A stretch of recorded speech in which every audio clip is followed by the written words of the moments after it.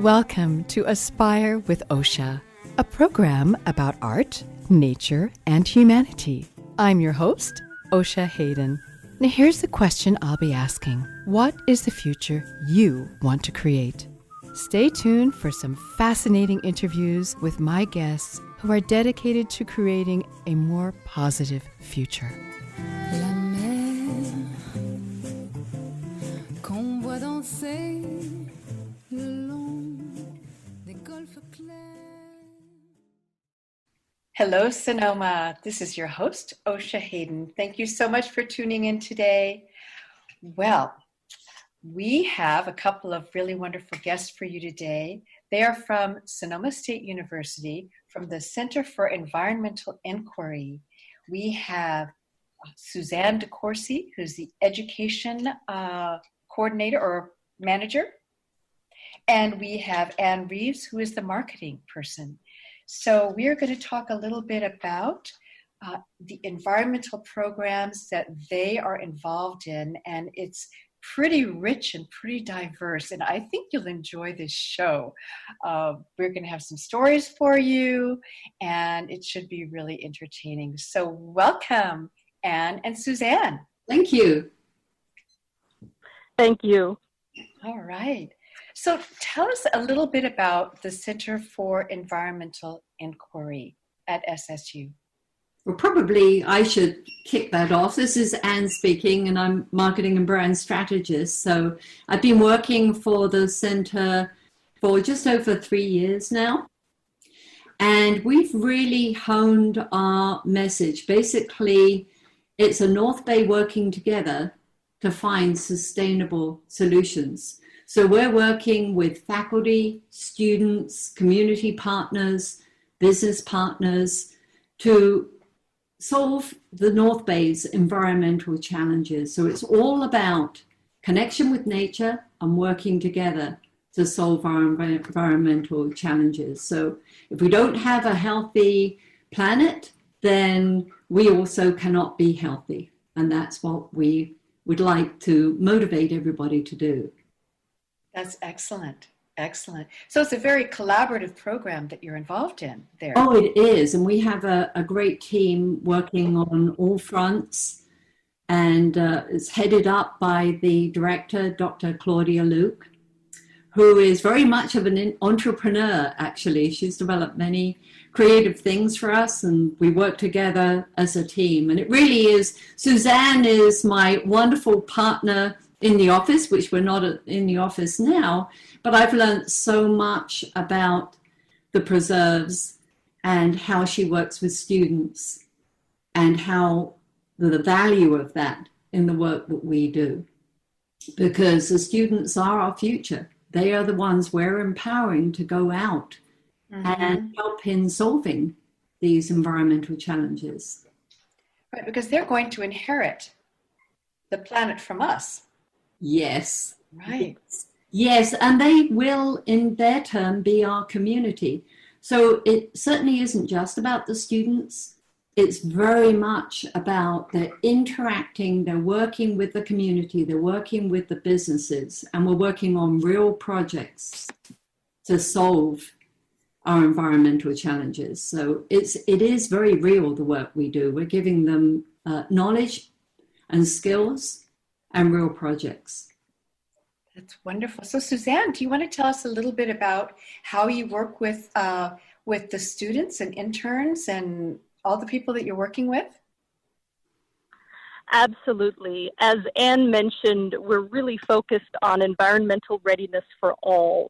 So empowering people from all backgrounds and all disciplines as well. Sometimes when people hear about the Center for Environmental Inquiry, they think, oh, it's just for people with a science background. It's just for folks who are going into careers having to do with the environment. And of course, as Anne mentioned, we're all intimately in relationship with the environment. In fact, we are not outside of nature. We only, unfortunately, have the language that we can use, which makes it sound like there's a distinction, but there's not. We're very much a part of nature. And so that means that we have students from all parts of the university not just from the natural sciences or STEM fields, but also students in arts, in the liberal arts, in music, in psychology, in marketing, and in communications. In some ways, I get to do the most fun part of these jobs because I get to work directly with students, and I can see how they transform and how they become more environmentally ready. I have, many stories students come back and report how they plan to use what they learn and move forward into their life with it. Not just their careers, although they report that they would like to do that too, but that they want to share their passion with others and that they want to, in turn, help create other folks who are environmentally ready as well. That's fantastic. So I love the fact that you're bringing students from all different fields into the environmental program, because really the environment is something that we're all intimately connected to. It's nice that you're bringing it in through the education, through all of the different disciplines. And actually, can I just pop in there and say a word? Sure. That human connection with nature is evident in our visual imagery. If you look at our branding, Osha, I know you looked at our website, you can see every image that we develop each year is all about connecting with the environment, because if you can't feel the connection, then you really can't get engaged in the solutions either. So it's really about that connection. So the visual imagery that's on the report, the website, our social media, that's a link that carries through. Yeah, and I love on one of the images you have some hands holding a nest. That's right. Nest, and then the background is green like leaves, so it could be the tree that the nest it came from. Yes, it's about giving the idea and not showing it too literally, but it's really coming up with an image that is representative of that concept. And then 1, 2, that can carry across in different formats, because if you've got a recognizable image, then it catches people's attention. And also it's the cohesive link between all of the different elements. So that's why it's important, because it gets attention and people remember it. The imagery that you put together, the nest and the hands and that connection to nature. Suzanne, tell us more about how you work with the students, the interns. Yes, as I said, that is one of my favorite parts of my job, because I see how, students start out as being a little tentative and really blossom. And the way that I work with the students is I've created training programs where basically we bring students from, again, all backgrounds and all disciplines. There are no prerequisites. You do not have to come in with any kind of specialized environmental knowledge or any science knowledge, any knowledge of how to communicate or, any of the skills that the students will put to use. And we basically use the environment or the natural world as a teaching tool, because what folks don't quite realize is bringing people outside automatically primes the brain to learn. So students come in, we give them a community relationship with themselves in the natural world. We give them the opportunity to be out on the preserves and to be trained in skills that then they will use on these real world projects. And we also give them a socially supportive environment so that they can then meet the challenges that they'll be facing. After the students go through the training process, depending on which program they're in, they either teach 3rd through 5th graders or members of the general public on the SSU preserves. So they lead people on tours and try to awaken our visitors and help them become environmentally ready. Or they do environmental restoration projects with our partner agencies. So these are projects that are out at Bodega Marine Reserve, which is a reserve owned by UC Davis out on the coast, Annandale State Park, so we work with the state parks, and Occidental Arts and Ecology Center, a nonprofit, again, to the west of SSU, where students get to put their skills to practice, removing invasive species, helping to, create areas for visitors to move through. So, for instance, trail work. And again, this is a way to engage in these real world practices. And it's so interesting to hear them talk about their experiences, because some people will come in and they'll just be so nervous.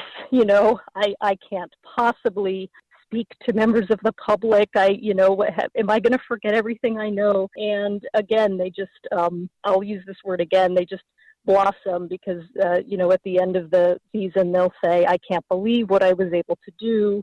My ability to communicate with people about environmental readiness, I just feel like I've come into my own.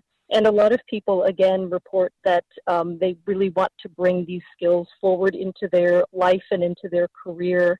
I had a student say he almost kept crashing his bike because he kept looking at everything that was growing on the side of the road and using his skills to identify them and ask questions about the different species. A student who wanted to be a planner said that she would make sure that when city planners make decisions, they'll keep natural resources as part of their top priorities. They really do get inspired, and they really do, move forward not just with their own environmental readiness, but with a passion to share that with others and help others become environmentally ready too. That's amazing. That's amazing. It's so you get to see the transformation of these students. I do. Like I said, that's one of the most rewarding parts of my job, and it's also quite rewarding when students return. Many of them will stay in the area or return to the area and work with other local environmental organizations. In fact, we have one student who co-founded his own nonprofit to help reach out to the Spanish-speaking community. It's called Crecer Conciencia. So again, that's just a wonderful, it was a wonderful transformation to see. He started out as so soft-spoken, it was hard to pry 2 words out of him, and now he's working for a local environmental organization. He got his graduate degree. He co-founded a nonprofit to help others, again, connect with the natural world and become environmentally ready. And that's very, very rewarding. Yes, and he's actually a champion of the environment now. So he wasn't just influenced, but he's going on to influence others. And that's really what we're all about. Right. So you train a few, and those few go out and train more, who go out and train more. And that is really, that's how you create a movement, isn't it? Really create some lasting change. Yes, because we really are trying to make a difference to the planet. Yeah. And I was thinking about, when you were first talking about how they have a classroom outside and they're getting connected to nature while they are learning, and how that really primes their minds for better learning. I can imagine also just being in nature, how it's so calming. And so without the anxiety that interferes in the learning process, I would think that it's an ideal learning environment. You are absolutely correct, Osha, and there's been some very interesting research that's come out about this. And in fact, the students themselves will report things like, I feel less stressed. Sometimes they'll say things which I find very entertaining, because I had one student say, "This is so much better than school." And I said, this is school. Literally, students are getting academic credit to do this, but it feels so different to them that they don't even connect it to learning environments that they've been in previously. And you're absolutely right that there's a lot of research that shows that folks who are in these sometimes called productively relaxing environments, where your parasympathetic systems being activated, and so your levels of cortisol go down. There's been a few experiments that actually show that happens in nature, that it's a lot easier to learn and to retain your learning as well. And, because if you were to ask a student, would you want to be in school for, one class for 8 hours a day solidly? Because that's what our trainings, that's how long they last.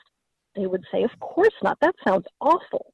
But it's effortless when you get to spend time in these wonderful, enriching environments that really help you learn and again, really help you kind of become environmentally ready and be really interested in sharing that with others as well.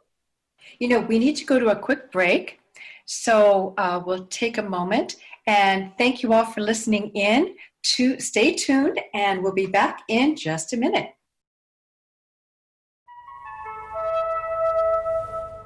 Thank you for staying with us. I'm here with CEI, the Center for Environmental Inquiry. I have Anne Reeves and Suzanne DeCoursey in the studio, the virtual studio actually, with me today. And we're talking about the Center for Environmental Inquiry and the incredible work that they are doing. So my next question is something I've been curious about. And we were talking about how relaxing it is and what a wonderful environment it is to be out in nature. And now, since the pandemic has changed everything, how is that affecting your program? Oh, well, thank you for that wonderful question. Actually, the first thing, we had to really pivot very quickly. So first of all, we thought about, well, what does our community need from us? How can we help them at this time? And so one of the things we do is we have our real events, but we pivoted to virtual. And we created wonderful new events. So Suzanne will go into that a little bit more, but before we do, another thing we needed to do was respond to our community and to our donors. And so straight away in that first week, we got out a letter to our donors, volunteers, all of our participants, expressing our concern, how we're looking after the community and also our staff and all working from home. And also that we would be going to virtual versus our live events. So we really did get very creative in all of the things we did. And it's been, I have to say, it's been a wonderful experience. So Suzanne, maybe you want to talk a bit more about those events, because I know you've been intimately involved and you actually hosted one of them. Yes, thank you, Anne. I agree. It's been wonderful to see how our staff and our volunteers have really stepped up to the challenge. I would also like to mention here that our wonderful outreach program lead, Carrie Winninger, did a tremendous job putting together a ton of public programs.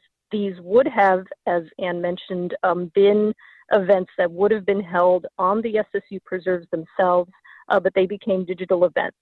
And it was actually fantastic because so many people could join. There's no real limit in terms of numbers. Some events had hundreds of participants, which of course you couldn't have in a physical, on a physical trail. And of course, anyone who might say have mobility issues or live in a different, part of the United States who wouldn't have been able to come to a physical event was able to join us for digital events. So we had a number of events, which you can find on our website, cei.sonoma.edu. If you go into the calendar, you will see them listed. You can also see recordings of all the past digital events that we did this season. So if you missed an event that you're really excited about, please go in and look for that. I'd also like to mention, we were just talking about how, interested the students and our naturalists are at spreading this message of environmental readiness. We had some of our community member naturalists actually step up and host events too. So as Anne mentioned, I hosted an event which was about one of my favorite topics, the benefits of the outdoors and how great it is to get outside. But we also had naturalist volunteers who would, under different circumstances, be leading tours, actually step up and host their own events too, so they could reach, a wide variety of audiences, sometimes different audiences. We had a wonderful student naturalist teach some of the skills that he has learned and share some of his experiences as a naturalist. We've had some of our community members, naturalists, also do events. And that actually brings me around to, I've been talking a lot about the students, but we work with people of all ages. And in fact, one of the things that I like most is that we connect students not only to the 3rd through 5th graders and members of the general public, but we connect them to people who are from the community who go through our community naturalist training program. So they get to lead tours together. So a student and a community member gets to pair up and learn from each other. The community members have told me it keeps them young. There's nothing like being out on the landscape with an excited, enthusiastic college student to make you feel young again, and make you feel, vital and useful and able to contribute. And of course, the students get the wonderful experience of learning from folks who have more life experience. So after the pivot to digital, we were still able to bring those folks in and give them opportunities to learn more, to share more, and in some cases to either participate in these digital events or even host digital events themselves. And Suzanne, let me say there, I was so glad that you mentioned that point about making the community, maybe the older participants that do our events, how it makes them feel young, because that's exactly it. It's all about that, what are the benefits for our community? And that is one of the benefits. And then also their learning skills, which they can apply. I think some of the events talked about, well, go look in your own backyard. Here's how you can practically apply that skill. And then another thing I should say, as far as we had to get the word out about these events. So we did very fast. We had to do a lot of social media, email marketing, getting the word out about these events and striking the right tone too, because people don't want to be deluged with stuff. Everybody's feeling stressed. You go through phases with this pandemic. At first, you're in shock, and then maybe a little anger, and finally acceptance, I think. So having empathy, striking the right tone, and keeping the events, I think they're a little shorter too, aren't they, Suzanne? So they wouldn't be the length. So actually they're more doable too. So there's a lot of things we've done, which I've heard from Kerry and Margot and Ben actually, that we may continue on for our future events. We've done a lot of learning, which has been great. And you have another one of these virtual events coming up. When is it? Not this Friday? 29th. Yeah, I think it's 29th. Friday 29th. 29th. Yeah. Want to tell us about that one? Actually, Suzanne, maybe you do. I know I was thinking of doing it. Do you know the leader? Yes. I would love to talk more about this event, because this is actually one of our wonderful community member naturalists who is sharing his love of the natural world, and especially his ability to go out and tell stories and share stories about the natural world. He has been leading tours for us for a number of years, and actually leads tours for a number of organizations, and is a well-known expert in many areas in this region. It's wonderful to see him work when he's out on the trail with a group, because he just weaves all this amazing, wonderful knowledge. So sometimes when people hear the word storytelling, they think, it's frou-frou, not, nothing to do with science. But these are stories that, of course, have wonderful science tidbits in them, but they're couched in a narrative fashion, which, as we know, is one of the best ways for humans to learn. So he is sharing the skill of storytelling. He's sharing some of his stories, and he's helping people create their own stories, which are stories that, of course, we hope help people become environmentally ready. And as I mentioned before, that's something we see in our own programs, and that's something that people move forward with their own stories to help other people become environmentally ready too. So I certainly hope that folks can join the event. I'm really looking forward to it. And as I mentioned earlier, if you absolutely can't make it during the time that's listed on the website, go back and it will be posted. The recording will be posted so that you can see the video of the event if you can't actually make it to the live event. But I hope folks can make it to the live event too. I think that's nice. I think it's from 2 o'clock to 3 o'clock on the 29th. And what's the title of it? Do you know the title? You know, we'll look it up and we will get back to you before the end of the program. All right. But so people should go to cei.sonoma.edu. Yes. And if you look, it would be under the calendar. Is that right? Yes. That's So just correct. look under the calendar and you can see it. I looked at it and I thought it looked really fascinating and interesting. I thought, yeah, I want to do that. And also, I should note that as Suzanne is speaking, it's funny because I'm laughing here because she's got her environmentally ready t-shirt on and I've got mine on. So we are literally a representation of the brand. she's doing the right thing. And as you notice, she's even saying environmentally ready. So maybe in our last segment, we can talk a little bit about that because it has taken us a lot to actually get to this very simple statement. And we're looking that event up for you. So we'll see. Okay. Well, and I know that the listeners won't be able to see your t-shirts, but I can see them. Oh, here it is. It's Friday, May 29th. It's 2 o'clock to 3 o'clock. And it's called Learn with a Naturalist, Storytelling in Nature. And as Suzanne, it talks about the essence of human communication and breathing life and meaning into environmental facts. So Nice. it sounds really wonderful, actually. It does. Will you be continuing these into the fall as well? We will start up again in the fall. Usually we're quiet in the summer, but actually it's a new norm. So I don't know, maybe we will have events during the summer. And actually they're more doable now because they are virtual. This is an example of the creativity that happens when we're pushed up against a wall. The creativity just flourishes and we just kind of climb up the wall and spill over the wall and find new ways, new paths. Yes, I'd like to just quickly follow up on that, on what Anne mentioned, because there will be events into the beginning of June. Then there will be some events that start up again later in the summer or in the fall.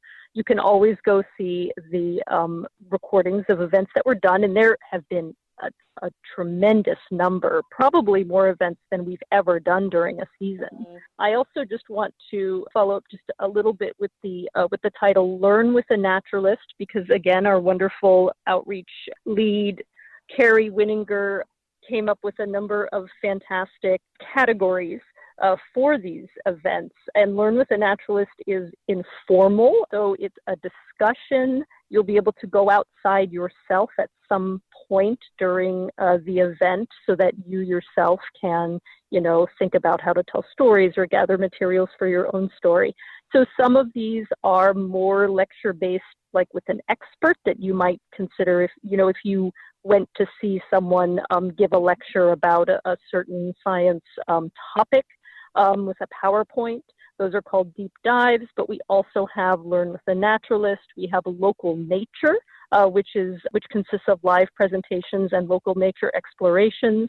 Also, citizen science primers, where you can learn to collect data and perform analysis from your own home, again, to help contribute to environmental readiness, because you will literally be sharing data that can be used by scientists to help solve these problems, environmental problems. Also, professional trainings where you can get certifications and professional skills. So there are lots of different types of these digital events, and you can, choose what works best for you. Oh, so it sounds like you've got a whole menu of options there. Yes, absolutely. And there are also options for people of all ages, of different ages. Some of these, obviously are more tailored toward folks who would, like I said, be interested in a lecture from an expert on the science topic, but some of them, for instance, we had an event where someone showed folks how to make wildlife habitat in their own backyard. So how to make nesting places for wild bees, how to provide other types of materials for wildlife. And people of all ages joined that event and had a great time putting all of those together. It's not limited to anyone of a particular age. And Suzanne, wouldn't you say there's something, because there's a lot of different environmental organizations putting on events right now. So what is it about ours that makes ours different? So I would say, in general, some of the differences that distinguish us are the fact that people get to learn from SSU students.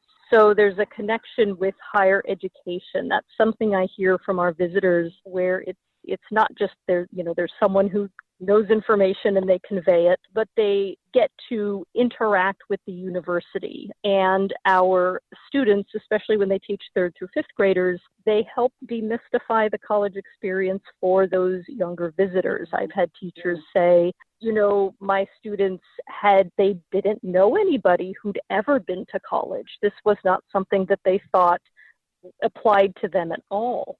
And then they would, interact with our SSU students who, again, are from all disciplines and all backgrounds. And they'd say, this doesn't seem so scary now. And the teachers would say, suddenly my students started talking about going to college. That suddenly became something that was on their radar.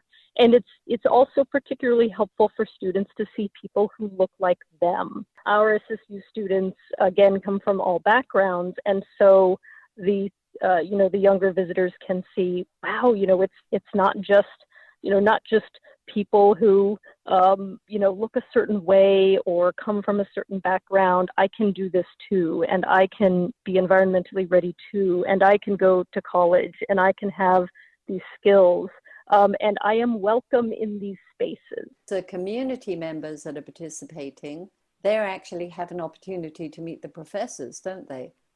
Yes, I spent a while talking about the SSU students, but of course, anyone who's interacting with us also gets a chance to learn from experts at the university who are faculty members as well.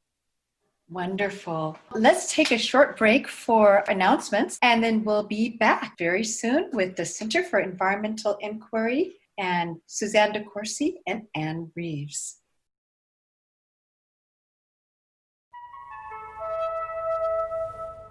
So just in case you're just now tuning in, we're here with the Center for Environmental Inquiry from Sonoma State University. I have Suzanne DeCoursey and Anne Reeves on the phone, and we're having a wonderful discussion about nature, and there's a lot of inspiration going on around here. Thank you. So I did want to ask you something about some of the ways that you directly contribute to Sonoma County. And one of the things that I noticed on your website and your materials is that on the preserve, the Osborne Preserve, you have some towers that were able to real-time monitor the Kincaid fire and help the firefighters. Am I getting that right? You want to say more about that? Yes, absolutely. Suzanne, you want to?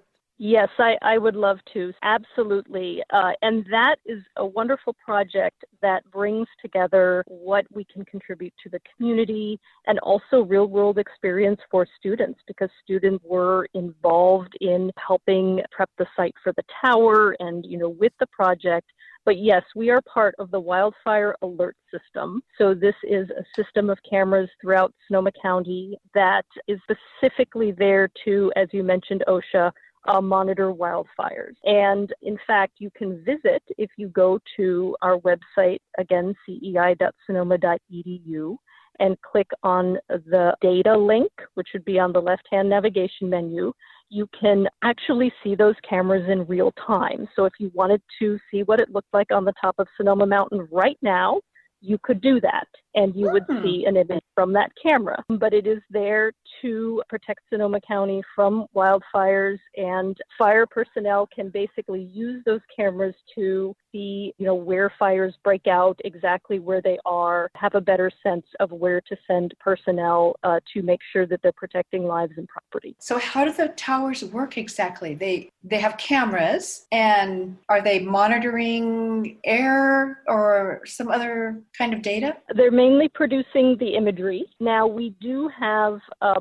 other types of technology on the SSU preserves, and I'm glad you brought that up because, again, people, think of the preserves or these opportunities as just for folks engaged in the natural sciences, but there are a number of computer science and engineering professionals, faculty, and students working on other types of projects at the SSU preserves. So we have weather towers that are collecting various types of weather data.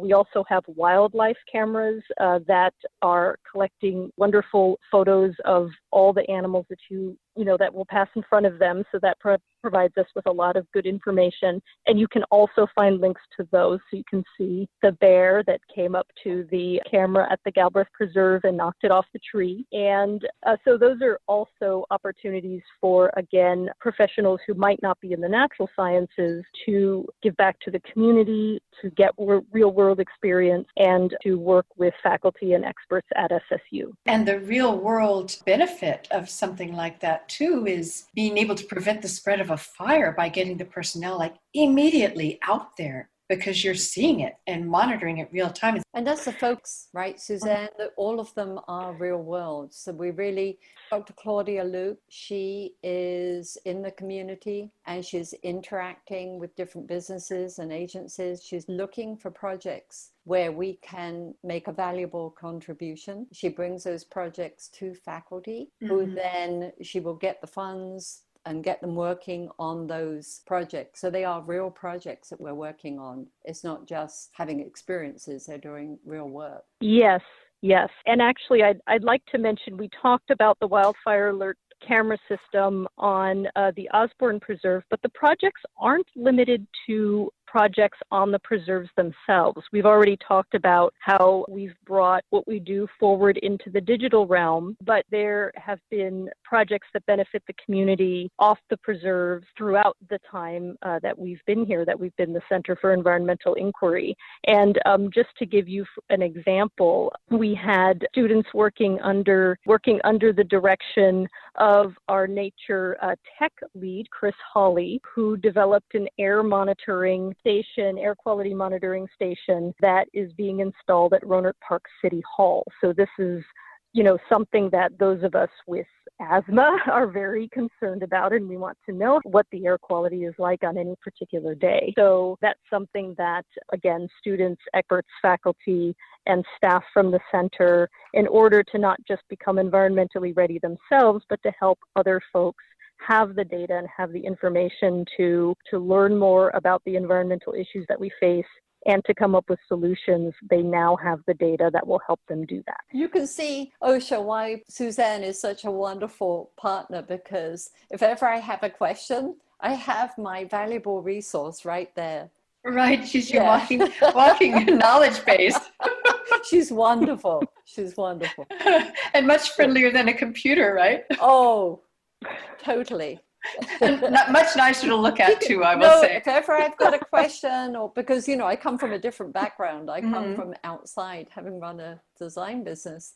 And Suzanne is so well versed in the university, in the environment, and has such a wonderful connection with the students. So it's been great for me. If I had not have had the advantage of having Suzanne, I couldn't have got up to speed as fast as I did. Right now, we're actually on a Zoom call and we're recording it. So we can see each other, but we're not anywhere near being in the same room. But it feels like it.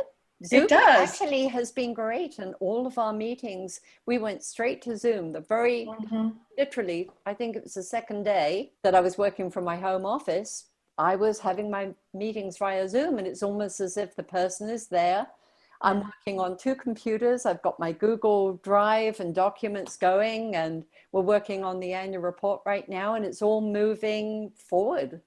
I just miss my actual seeing people, but aside from that, I do feel like I can see them virtually. So it really helps. I agree. And I would like to, and I'm not just saying nice things about Anne because she said nice things about me, but I would like to mention that, you know, having Anne help us with our marketing and branding strategy has been tremendous because, you know, I can talk about these projects and I can share about them, but just the visual materials that she's put together has really helped get the word out, not just to the community, but even to other folks in the university. I had some vision boards that Anne developed, with, you know, coming from my background, I did not even know what a vision board was, but they looked beautiful, and I put them up at an event that we were holding at the university, and other people from the university from other departments were coming by and saying, wow, these are wonderful. This really attracts people to come over here, and some folks hadn't even really heard of the center.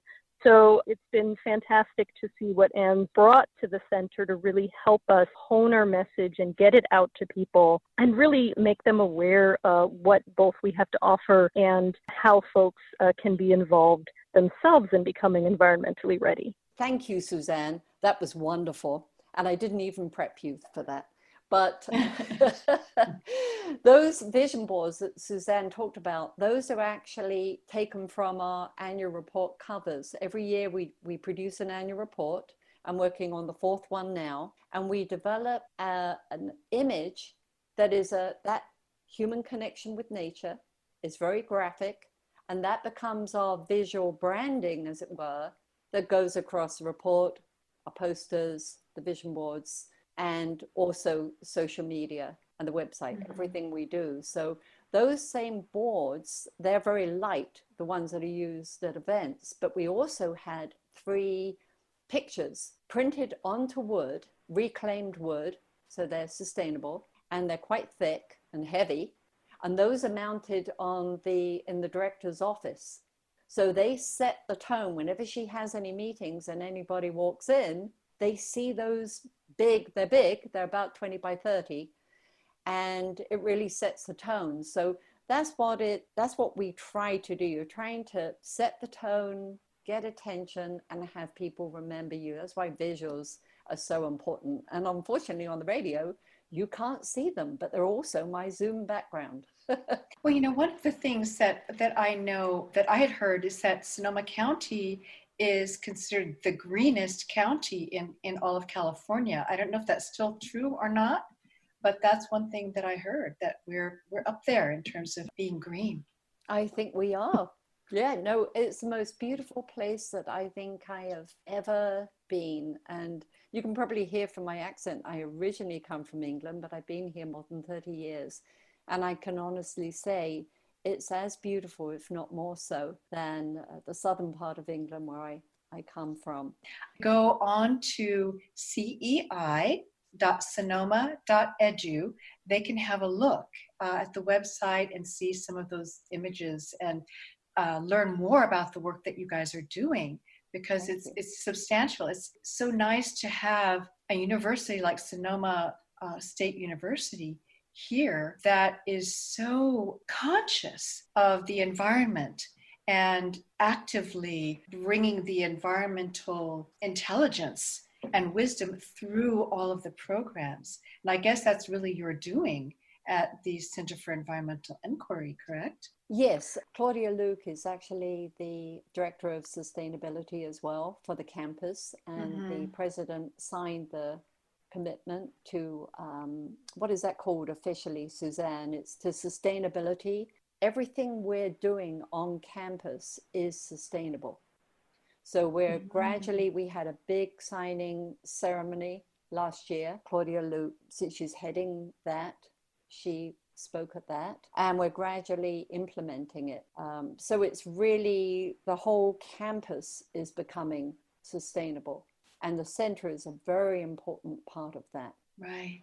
So it's really great. We're in the right place at the right time, and the students are very environmentally conscious. You have conferences there too at the university on the environment. There was something my husband went to some years ago, and he found it to be very exciting because there were so many different aspects of the program, and the professors were there. We had a big one last year. Yes, conferences there. Yeah. A lot of prominent, like we have the economic forecast report with Robert Eiler, but we did do a sustainability one, and Judith Ford, she is working with Claudia on sustainability. She spoke at that. So the university is doing a lot. Within 1 year, we've actually achieved a lot along the path of sustainability. This is something my listeners might be interested in knowing.